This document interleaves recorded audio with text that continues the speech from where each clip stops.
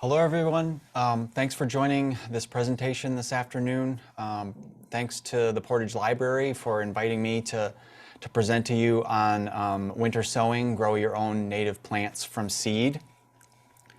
I wanted to introduce myself. I've been an avid gardener for 15 years. My name's Jon Warner. I live in the Kalamazoo area. So gardening for 15 years, but about 5 or 6 years ago, I wanted to change over to growing native plants, native Michigan plants.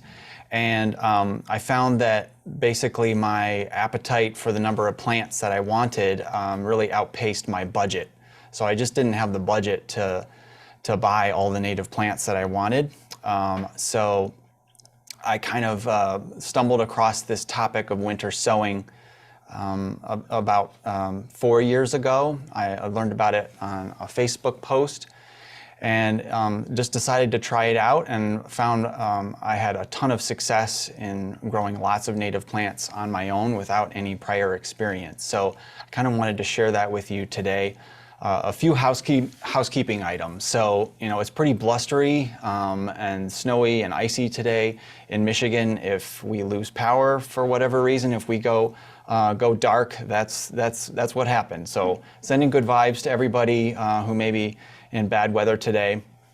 Also, if you are registered for this event, we will be sending you the presentation that I'm going to be going over. So if you don't have a chance to view the entire presentation, or if you want to be able to refer to the materials again at another date, we're going to be sending this. Presentation to you. So,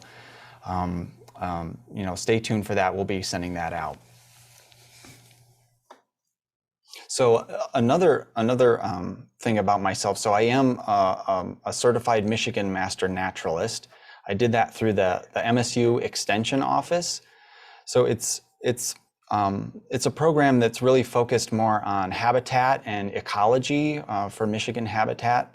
And so I really wanted to learn more about that, just so I could apply some of the principles of habitat management to my own property. I only have a ½ acre, but I sort of have moved from, I think, the mindset of gardening to more kind of habitat management.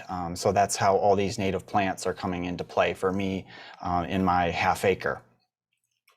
So I wanted to go over just kind of the content that we're going to review for today. So we're going to go over native plants and germination needs. We're going to go over, what in general is winter sowing. I'm going to do a how-to demonstration. So we're going to go through the demonstration of everything you need to know to do winter sowing. And then also at the end, we're going to talk about what to do in spring. Obviously, I don't have any plants ready to plant right now. It's not that time of year, but I can walk you through what you can expect and what you can do to prepare for that. And I think there was a poll that we put up. I think the vast majority of you all have not done winter sowing, so I'm really grateful for your interest in wanting to learn about this. There are some of you that have done winter sowing. If you have thoughts or tips as we go through this today, feel free to put them in the chat box. If anyone has questions, feel free to put those in the chat box as well. I haven't taught this information before. I've been doing winter sowing for 4 years, like I mentioned, but sometimes I may forget things, or if you've got tips, if you've done this before, please put them in the chat box. And I know that there's more than one way to do winter sowing. There's different techniques, but what I'm going to go over today really works for me. And I'll be able to mention some ways in which you might want to adapt it for yourself if you want to. So let's go over native plants and germination. So basically, with a few exceptions, most Michigan native plants, their seeds will not germinate immediately upon falling to the ground.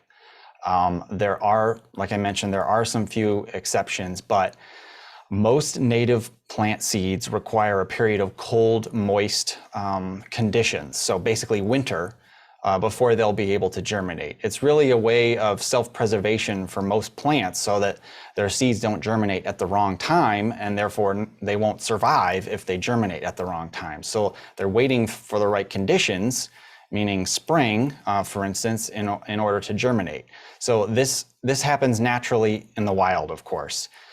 But if you're like me, a home gardener, and you want to propagate these plants in kind of a horticultural manner, you need to practice something that's called stratification. So this is basically the process of going through, basically you're breaking seed dormancy.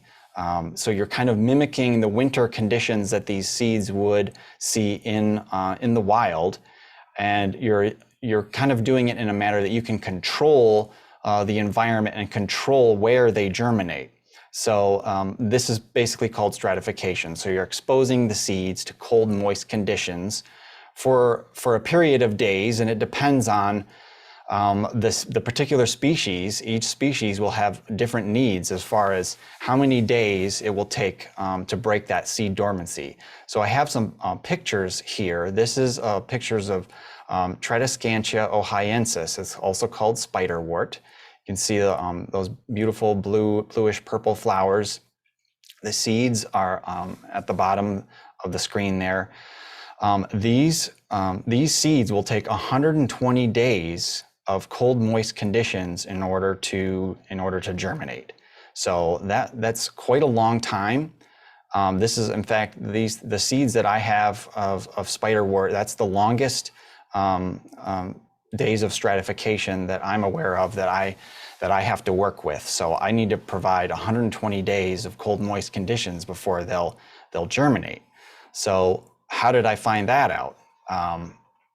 I'll tell you that I'm not an expert on which species need how many days. So I go to prairiemoon.com. So I find that this is a really nice, quick and easy way of accessing information on the germination needs for the seeds. I've also bought seeds from Prairie Moon on occasion, but they provide really nice resources. So when you go to these links in here, for instance, I put in the information on this slide for what you would see if you went to showy goldenrod. So the showy goldenrod information within here shows you a germination code of C60. So that means cold, moist conditions for 60 days. So that is a great way of really understanding how many days that you would need to expose these seeds to cold, moist conditions. The germination code also has a D in here. That means it needs to be exposed to sunlight. So they're very small seeds and they need to be sprinkled on the top of the soil. So you'll find a lot of information at the Prairie Moon website that can really tell you how to get planning for how many days ahead of spring that you need to start your process for these seeds. So basically, Michigan weather can be very volatile, as we're all aware. I generally don't count April as stratification time. It can warm up quite a bit in April, and it's not really a reliable month for me to count as stratification time. So I back out all of my time for the days of stratification from basically April 1st.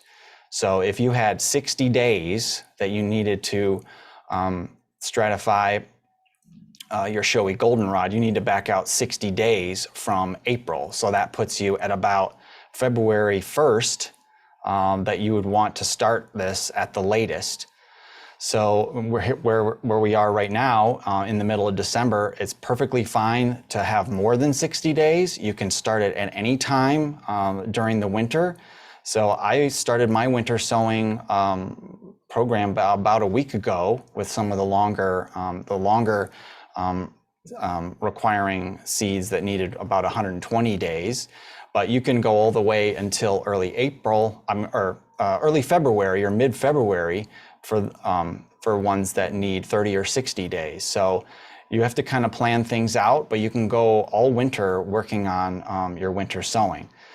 But basically, I'm just recommending that you backtrack out from about April 1st for the amount of days that you would need.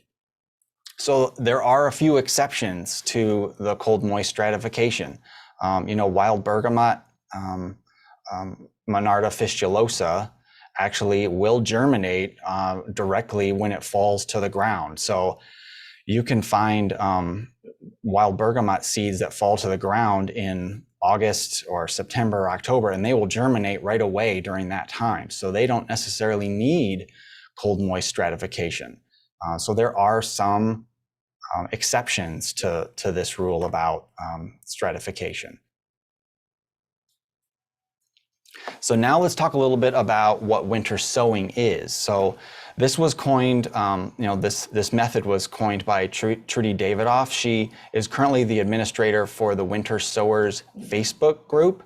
She used to have a website called wintersown.org. It's not currently up right now, but she basically came up with this method, and everything I'm going to share with you today was adapted from her methods and from everything I've learned from her Winter Sowers Facebook page. The method is recognized by the USDA, and it's recognized, and they have a definition in there. I went to look this up. So it's a propagation method used throughout the winter where temperate climate seeds are sown into protective vented containers and placed outdoors to foster a naturally timed, high percentage germination of climate tolerant seedlings. So you can see this picture here. This is an example of what winter sowing looks like. Inside those milk jugs, there is potting mix and there is seeds, and they're sitting outside all winter long, going through the process of stratification. So they're going through freeze thaw, there's snow falling on there, there's rain falling on there. That's all good. Those are all good things that you need to do to be able to break the dormancy on these seeds. So I went from never trying this before. In the first year that I did this, I think I had about 60 milk jugs that I filled with seeds. And I think I ended up with over 500 plugs of plants the first year that I did it. So, I think you can find success right away with this method. And, each year you may find that you want to do more and more and more. And then you'll get to the point where you have so many plants and you need to find ways of giving them away or sharing them with friends. So I think it's a really nice way of, really adding to the local ecology, sharing plants with friends, learning about how to take care of native plants, how to recognize small seedlings. There are so many benefits to being able to grow them on your own. We have a question. Okay. What can you use if you don't have milk jugs? I can go through that in a little bit. Actually, the next slide, I'm going to show you kind of materials needed. So that's a really good question. This is kind of where we're going to start talking about a demonstration. And I've got a checklist and instructions here that you can obviously at home, after you get this presentation, you can print this out, you can walk through it yourself.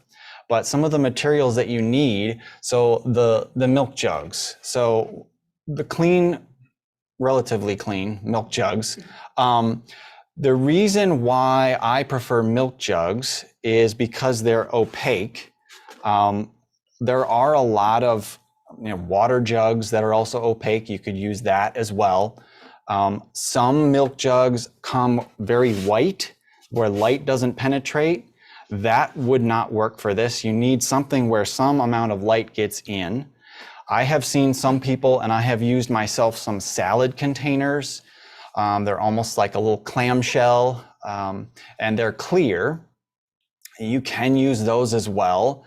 The principles are similar. You'll want to put drain holes at the bottom and put in some holes at the top of that lid to allow water to come in. But you can use other containers, something that is going to let light in and some moisture in and let moisture out. But I've seen people use all sorts of things. On the Winter Sowers Facebook page, there are examples of many other types of containers that you can use. This works the best for me because it doesn't let in too much light. There are clear containers that I've used, and it feels like those containers get too hot. They almost let in too much light, and they tend to dry out the soil faster, and sometimes it can tend to overcook I think the seedlings in the spring potentially. But it's maybe something you want to experiment with, depending on, your conditions at your site. So I just kind of want to walk through here. What we're aiming to do is to get something that kind of looks like this as we go through this. This I've pre-cut around, and I've left the handle area attached. So you kind of have a flip top lid. There's also some holes that I've punched in the bottom. That's the drain holes. You also don't need the cap at the top, so you can get rid of the cap. That's going to allow some venting and some moisture to get in. So this is what we're aiming to create. And I'm going to walk through that demo here in a little bit, but I'm just going to explain to you everything we're going to do. So what I did was I cut the milk jug in half, starting below the handle, and I went around, leaving the handle part intact. And from the inside, I ended up punching these holes, and I'll explain how we do that. We're going to go through a little bit of the potting mix in a little bit. But as I'm getting started here, I just wanted to walk you through this. So the potting mix that you may use may be very dry. We're going to show you how to moisten that before filling the milk jugs with the soil. I've also got a Sharpie here to make sure I can label my milk jugs so that I know what seeds I put in there. I've got a watering can ready. I've also got some seed packets, some seeds that I've collected myself from my house, from the plants that I have. And then at the end, we're going to kind of show you how to get the lid all secure and ready to go. So now that I can move now on to kind of the demo. So I'm going to show you, I'm going to have this up, but I'm actually going to do this with you. So I've got some milk jugs here. A couple of them are already pre-done, but I have some others that I'm ready to demonstrate for you. So start probably by using gloves. I can do this sometimes without them, but it's more safe, especially we don't want any accidents here. And I recommend, especially if you haven't done this a lot before, it's best to probably use gloves at least to start. You don't want to cut yourself. So as far as, yes, there's a question coming in. Can containers be elevated? Should compost be added to your potting mix? I will explain about the potting when we get to the potting mix. I'll explain more about that, but I don't think that you need a lot of extra supplements to the potting mix. Generally, the potting mix needs to have really good drainage, and we'll go through some of that in a little bit at the on my next slide. But I just want to demonstrate for you how to go about cutting this. So you can use different things. I have a box cutter here. I have a knife here, or you could use a scissors if you wanted to. I use the box cutter because I like the handle on it and I feel like I have very good control over it. So I generally start from the back half, holding the handle and kind of starting to cut just below the handle at about the equator of the milk jug. So you just start cutting around, okay? Cut around the equator, and then you go all the way until you get back to the other side, but you leave this back part attached. So can you see that? I hope everyone can see that I basically cut but left the handle section attached, so I still have this lid that kind of flips open. Okay, so the next step would be, obviously we're going to punch the drain holes. So there's different ways you can do this. There's different kinds of tools. I have a couple of screwdrivers. You can use a Phillips head screwdriver to put through the holes. I like to use this. I found it at Menards. It's actually a utility hook for drywall, like for your garage, where you just pound this into the wall. It's actually a hook, but I actually like it because it has a little handle on it and I feel like I have very good control over this. You could also use a center punch or an awl or some other sharp tool. I like it if it has a nice handle that you can hold on to, so you have really good control over what you're going to do. So you need to put about 4 to 6 drain holes in the bottom of this container to allow moisture and water to come out. They should be relatively evenly spaced apart. And what I do is I like to punch from the inside.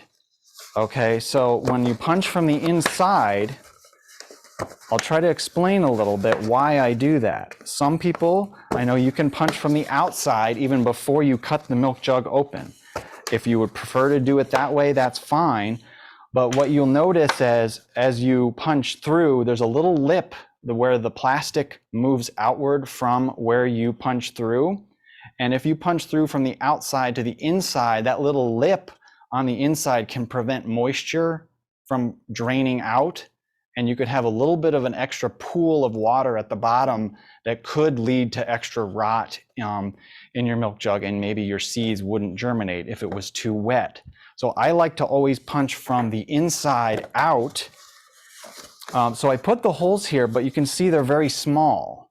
So they really need to be about 1/8 to 1/4 inch wide. So once I punch them through with a sharper tool, I go back through with, this is a very wide flathead screwdriver.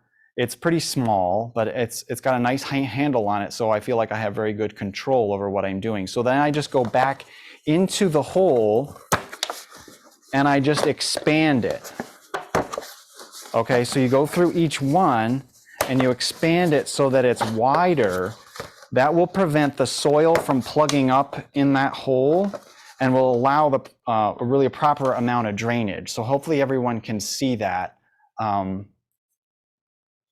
So yeah, you can see that they're much wider than they were prior to just putting the hole in. So I think the width of this hole is very critical to let the water drain out properly. We have some folks saying that they use a soldering iron or wood burning tool or heat a skewer on the stove. Yes, you could do that too. I'm wondering if you end up smelling a lot of plastic that way. If you used like some kind of hot soldering iron or something, that's fine. If there's definitely other ways to do this, like I mentioned. I know that not everybody's hands are maybe as strong to be able to do some of this work, but there are definitely more than one way. Use your creativity, find something that works for you. So I'm going to do one more just so we can go through this again. So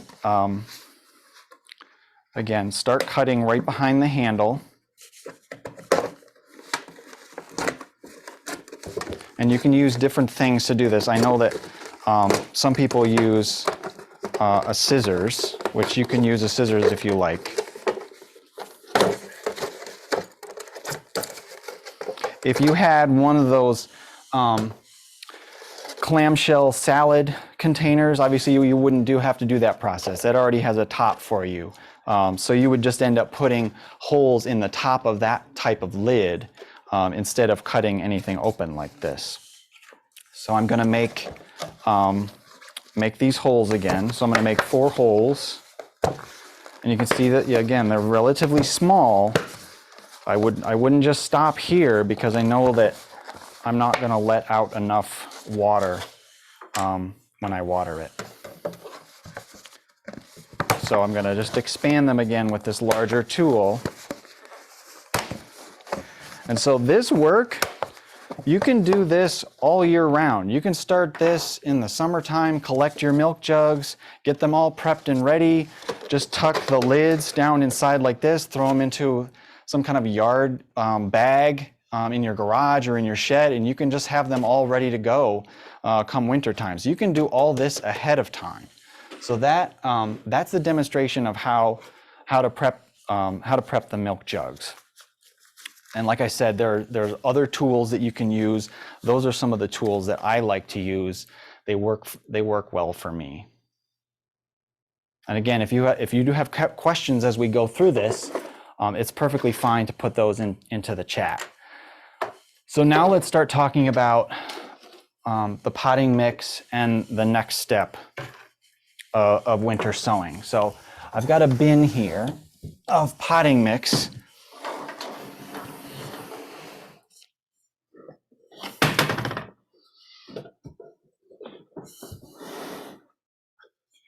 So This potting mix that I'm using, now this is not an advertisement. I don't work for these guys. I don't work for ProMix, but this is the bag for ProMix. This is what I like to use for my winter sowing. This comes in, it's like a 40-pound bale.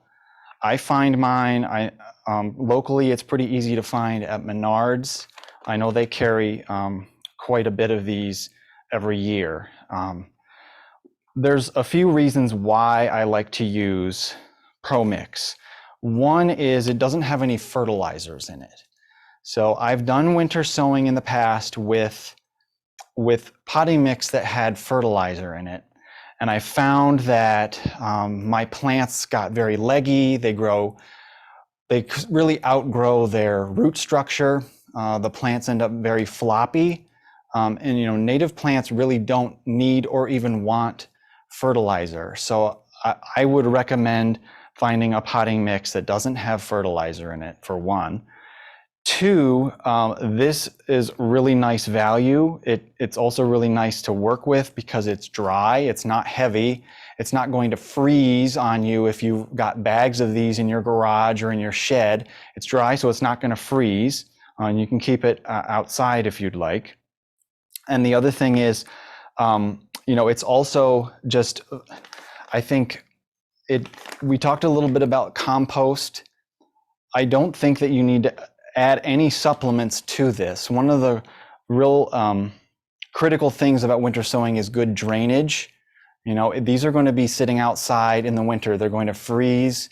And if you've got a lot of moisture and you've got some elements within your potting mix that are going to hold excess moisture, that could be a problem for you. You know, some potting mixes come with moisture control where they're trying to hold on to extra moisture. I would also steer clear of that. So this is a very clean potting mix. It doesn't have a lot of extra additives.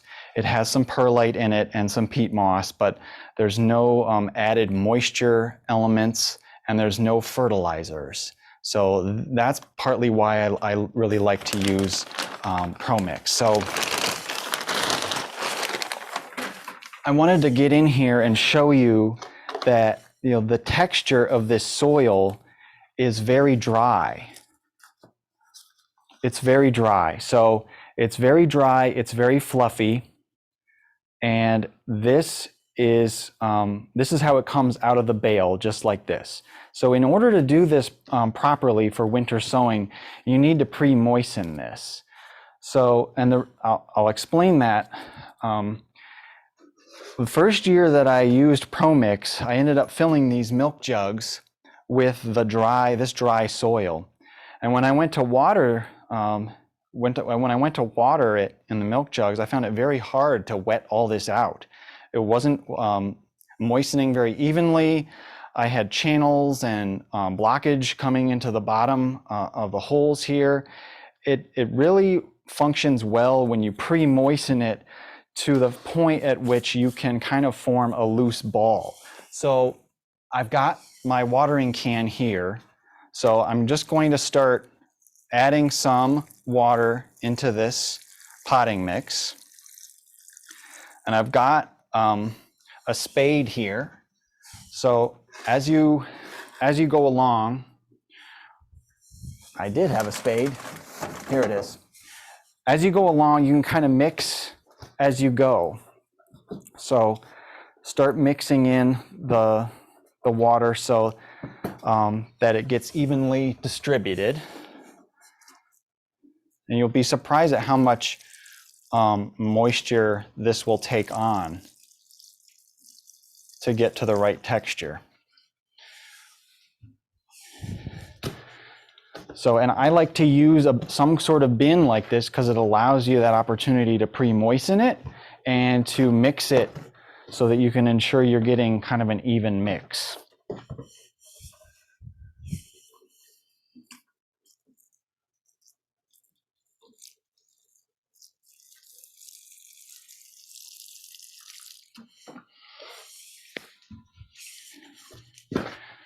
So it's starting to get there. The color is starting to change a little bit. I've got some photos in here where you can see, and you can refer to how I kind of want this soil to look once it's ready. It's going to get a lot darker, but I'm not quite there yet. See, this is still a little too dry.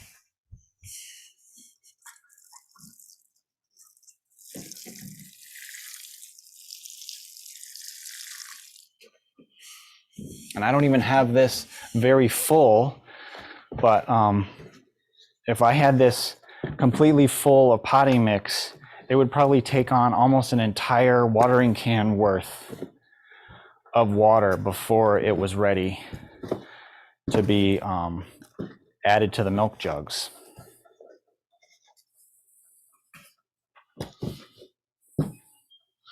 I'm going to give it one more sprinkle.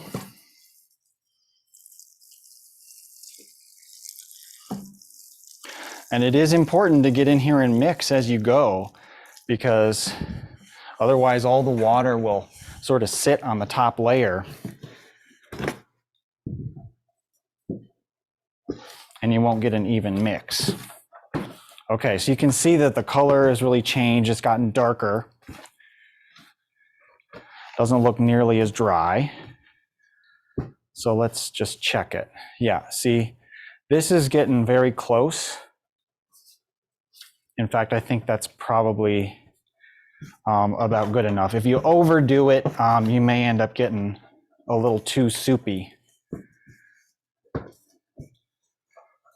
But yeah, you can see that it's pretty evenly moistened and forms kind of a little bit of a loose ball. So the other benefit to doing this is that when you scoop into the milk jugs, it's not going to quite settle as much.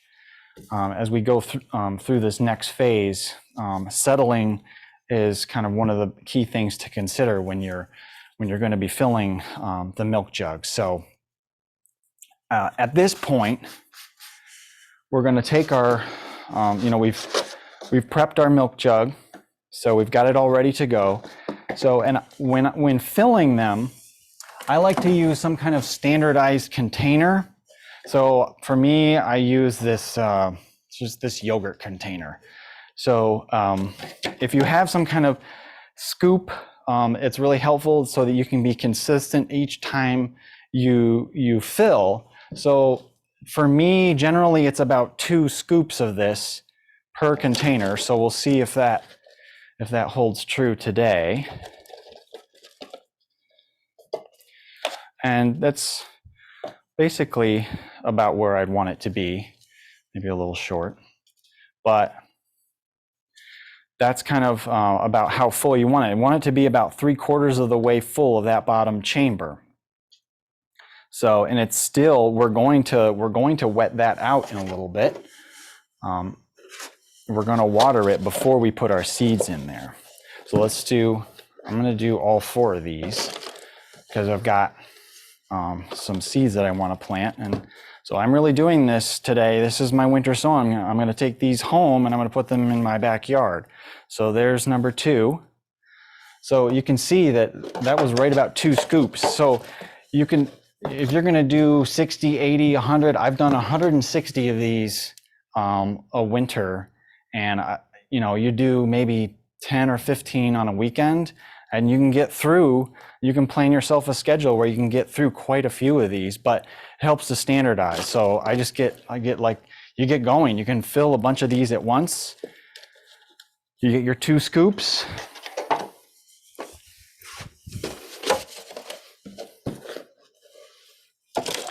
And you can kind of prep a bunch of these at a time. So that is basically about how full you want to have it before you start watering.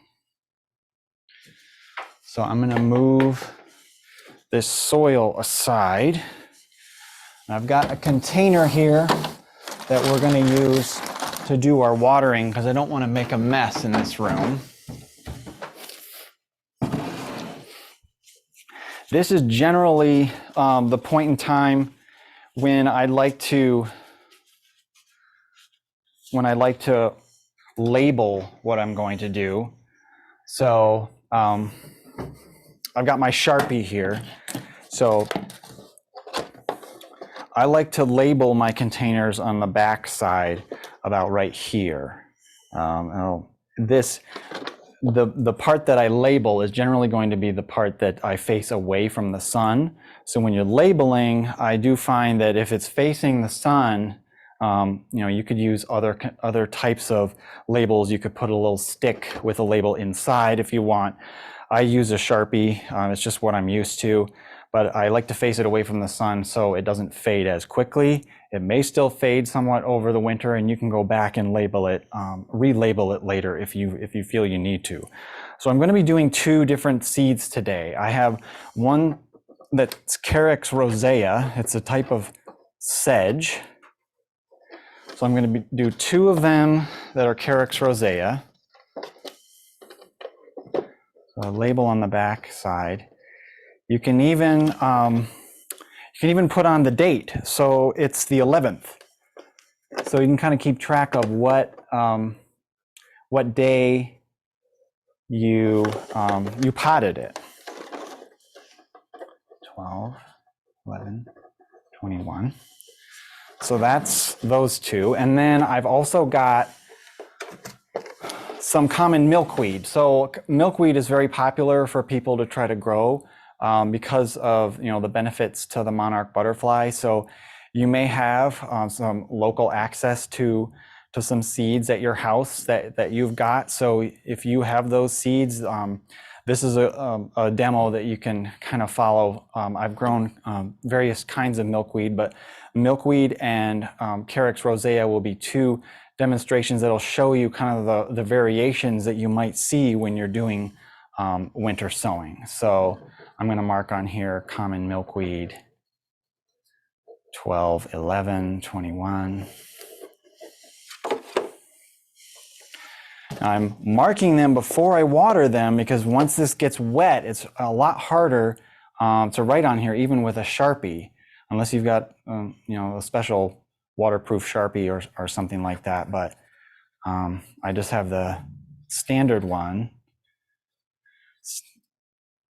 So I label it before I water it. Otherwise, it just the ink doesn't stick. So here's what we're going to do. I want to make sure everyone can see this.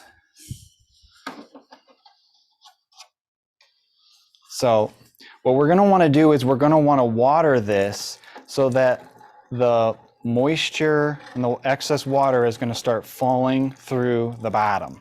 Okay, so I like to water mine thoroughly before I put the seeds in. Otherwise, you may find that the seeds are just going to go everywhere. So once you put the seeds in there, you need to be a little bit more gentle. But okay, so you start to see that the water is coming through, is draining through. So that means I've got everything fully moistened in there. So we're going to do another one.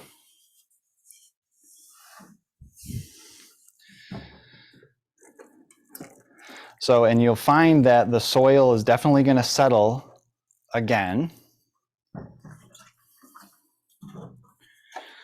And we want to make sure that we've got still enough soil in there to be about 2/3 of the way up to the top.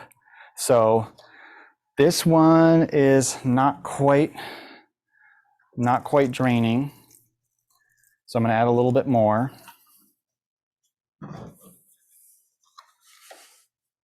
So, yep, and we've just started getting some water coming through. So that's 2 of them. And while they're just sitting there, we can keep filling these others. Is the Pro Mix just peat and perlite, someone asks? It's basically peat and perlite. There may be some kind of wetting agent in there, but yeah, I think for the most part there may be a little bit of vermiculite, but I don't believe this has vermiculite in it. There are various commercial grades even of Pro Mix. If you had access to that, that would be fine as well. But yeah, see, they're draining through. And this just makes sure that like I've got the holes large enough to allow the water to drain out. Have you ever had a problem with slugs coming up through the holes in the spring? I have had some slugs that I find when I tip out my soil in the spring for planting, but I don't find that they've done any damage to my plants yet. So I don't know, it may be dependent on the type of conditions that you have at your yard, or you know how many slugs are in your yard, for instance. But for me, they haven't really been a problem. So we've got people from all over the country and some folks in Canada even. Wow. So once we made sure that we've got good drainage coming through, I wanted to make sure that I've still got about 2/3 of the way up. So you can see we've still got about 2/3 of this full of soil. As long as you're at that point, I think you should be fine. If it's too low at this point, you can always add some more, but it's best to add more now than after you've put your seeds in, because now once we've gotten to the part where we're going to put seeds in, we need to be a little bit more careful about what we're going to do for the top as we put these seeds together. So I'm going to show you, first we're going to do this demo for the milkweed. So as we're going to do these seeds, I'm going to show you two different sizes of seeds today.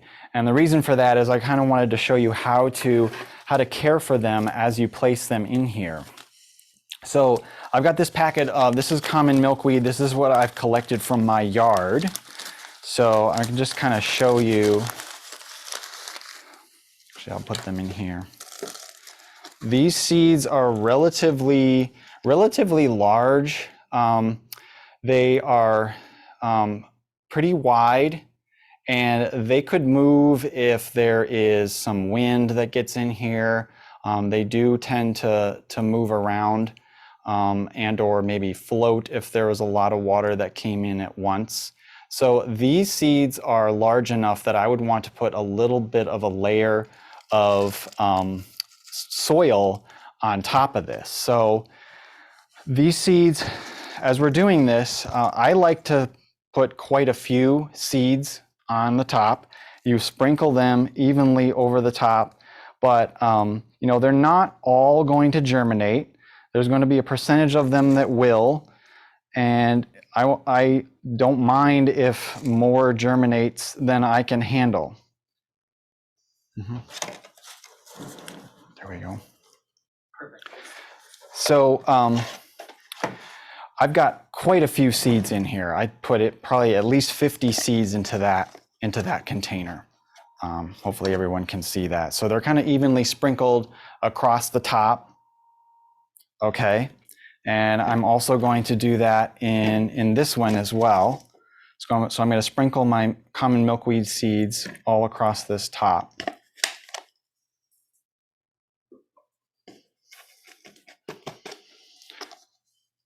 And now so because these seeds are larger, I'm going to sprinkle just a very thin layer of soil, extra soil on top of this. So I have done years where I didn't put any soil on top of milkweed, and I've done years where I did put soil on. And I've even done side-by-side tests, some milk jugs with soil on top and some without. And I did find that the very thin layer of soil on top seems to increase the germination rate, and they also germinate faster. So in the spring, I find that I just get much better, more consistent germination on the milkweed seeds that are very lightly covered.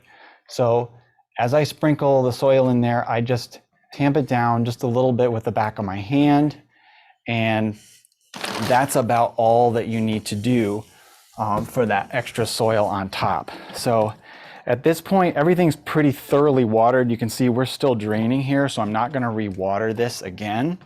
But what I'm going to do at this point is I'm just going to tuck this lid down into the bottom portion.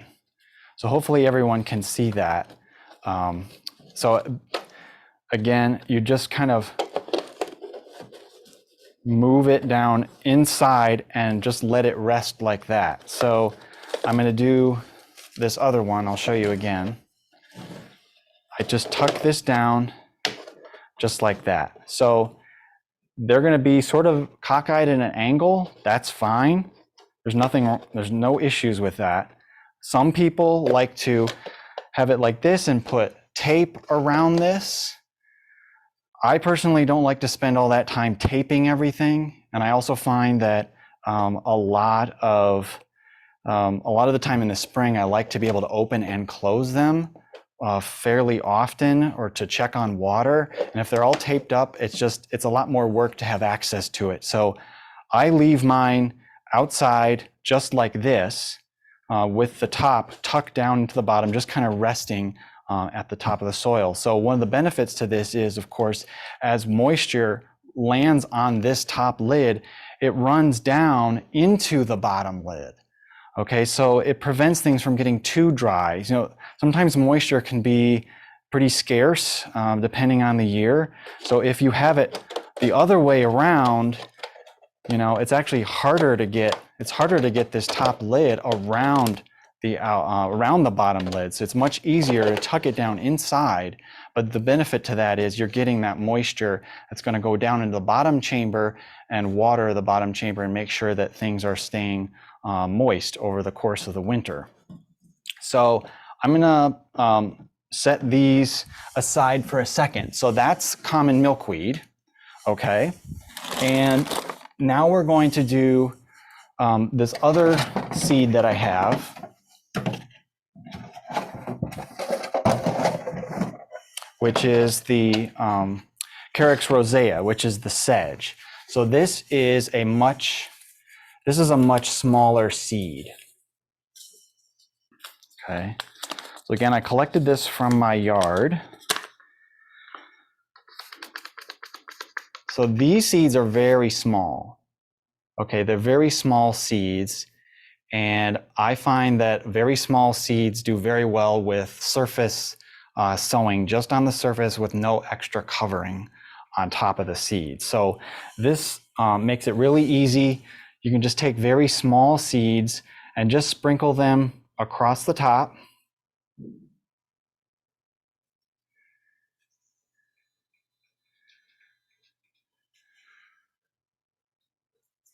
Got a little bit more.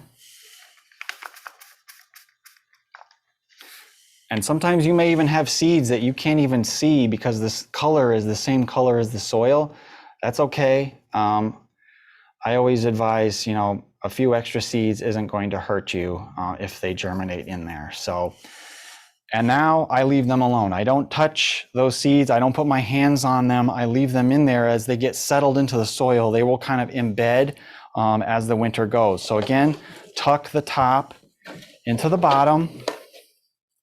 And that is basically what you do. So these I'm going to take home today. I'm going to put in my backyard, and you leave them outside. So as you put all these milk jugs outside, you want to make sure that they have access to snow, to rain, to sunshine. So don't put them under eaves. Don't put them under a deck. You want to make sure that they have access to the weather.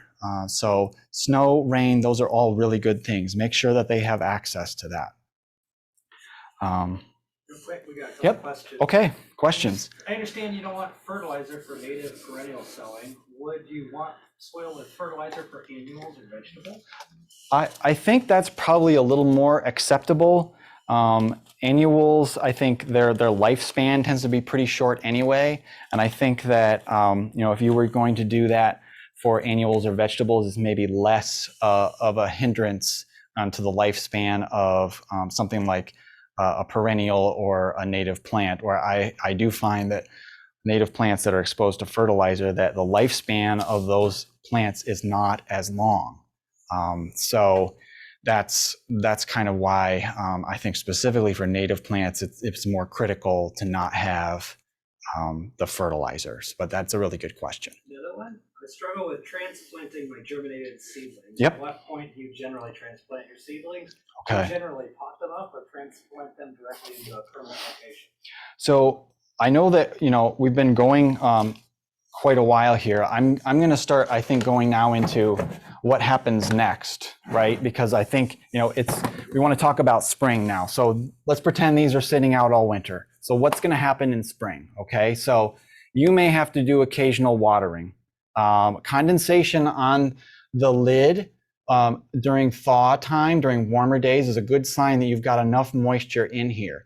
Get to know the weight of a full milk jug that's been watered. Okay, so you may go out into your yard in the spring and you lift them up and they're very light and there's no condensation. That is a sign that they need to be watered. So in the spring, you can just very easily lift the lid and give them a light sprinkling gently with your watering can. Don't pool the water on the top.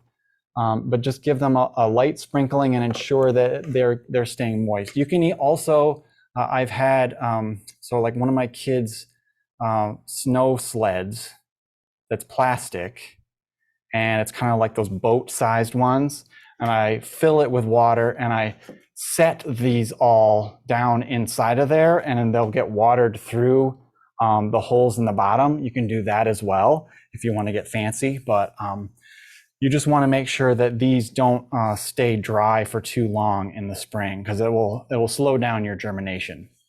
So temperature fluctuations in that germination. So inside this milk jug in the spring, it's going to be much warmer in here than it would be outside. So that's going to help with germination and get these seedlings to germinate. So generally that occurs between mid-March and early May, depending on the weather and the species. So you're going to want to let each species develop at its own rate. So some of them, I find they grow really fast and the roots go to the bottom very quickly. Others are more slow. That is normal to see some variation depending on the species. So, you know, on very warm days, you may want to open this so it doesn't get too hot. You know, I'm talking like if it gets into the 70s, 80s, you may want to go outside and open these on those kind of days. But then you can go ahead and close them again at night. That's why it's so easy not to have tape on this, because in the spring, I like to be able to go open and close them depending on the weather. You know, if you left it closed on a very hot day, it's possible if you had seedlings in there, they might get cooked or scorched somehow. So the vent obviously is going to help prevent some of that, but you know, it's something to watch for. Some people get afraid of frosts, late season frosts. You can move these into a shed or a garage if you really want to, if it makes you feel better. I've done this on occasion too, but in general, they don't need that kind of protection. The native plants tend to stay very healthy inside of these milk jugs because they get very adapted to the fluctuations of temperature throughout the spring, and they really are very hardy little plants. And as far as planting, so this is all information that you can really get from that Winter Sowers Facebook group. So I would encourage you to go there. They have lots of information there on this seedling, on planting seedlings. So this is called the O Seedlings Method. So I've got kind of a picture here. It's a plate that has a bunch of seedling plugs that have been pried apart. So basically what you want to do at that time in the spring, you will see underneath here, you look at the bottom, and if you can see roots at the bottom of the container pretty thoroughly, that means that you're really ready to transplant. So if I don't see roots under here, I know I'm not ready. I know the plants aren't ready, because if I try to take them out, it's going to fall apart. So wait until you can see kind of a network of roots at the bottom. You may even find roots that are coming through the drain holes. That's a good sign that you're ready to do this method. And basically what you want to do is you're going to upend. So I'm going to open this. I'm not going to do this because it'll fall apart, but you'll upend this milk jug like that into your palm. Okay. And so you'll gently sort of let it upend into your palm, and you'll have kind of a mass. The whole mass will come out at once, and then you can tip it back over onto a table, onto the ground, onto some kind of plate. But it will hold together as long as those roots are coming through to the bottom. That mass is going to hold together. And then with your hands, you basically, like that picture is showing you, you're going to pry apart that mass into about 6 to 8 pieces. You can gently do it, but in general, I find that the plants are very robust and that they handle this process very well. It really doesn't hurt them that much to pry apart those roots. They tend to be very robust and will withstand that. So you'll break it up into about 6 to 8 hunks, and those hunks, they can be directly planted into the soil, and or you can pot them up. So you can do either or. I would say, for the most part, I think when you're getting started with this, the first year, I planted everything into the soil. I didn't waste time with potting. I wanted to get everything in the ground as quickly as possible. That worked for me. When I ended up having more plants that I could plant in my own yard, I ended up potting those. That works as well. But you can do either or. You don't have to use another potting container. You can directly plant those plugs into the ground, and they should establish pretty quickly. You may need to water them a little bit or keep an eye on them, just like anything else that you would plant, but they should establish pretty quickly. Yep, there's a question coming in. How many plants would you expect from your container of milkweed? That container of milkweed, I would probably get about 40 or 50 seedlings coming out of there. So this O Seedlings method is not going to individually pull out each one, right? So these hunks of seedlings, there's going to be 4, 5, or 6 milkweed plants in that small little plug. That's okay. Those plants will figure that out. Some of them will outcompete others, and you will end up with the more dominant one taking over eventually. But I wouldn't worry too much about pulling out every single one. The plants will figure it out.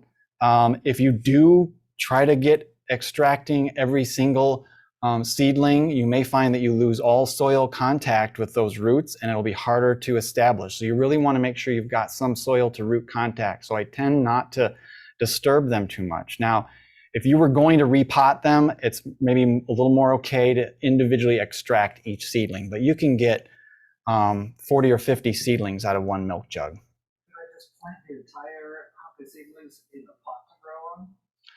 I haven't done that. It might work. I think that it might work for something that's rhizomatous, like some of the monardas, or something like that, where they really tend to have very fibrous rhizomatous roots. That might work. But you could put it into a pot and let them establish just like that in a larger section, but you may eventually find that they will constrict each other if there's a very large mass. But so it's something to try out. I haven't done that. I haven't tried that myself. And I know we're starting to run out of time, but I do want to leave you with some reminders of the resources and support. So again, for seed sources, that prairiemoon.com, it's a great source for both the information on the stratification number of days, and also for fairly inexpensive sources of Midwest seed for native plants. Also, the Portage Public Library. Thanks again to the Portage Public Library for inviting me here to have this demonstration today. They have a seed library. There's a link in this presentation. You can go to that and find more information about how to get local sources of seed of native plants right here from the Portage Library.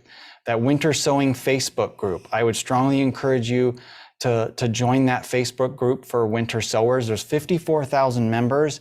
Generally, you can search within that group for any topic on winter sowing or any particular plant or seed that you might have.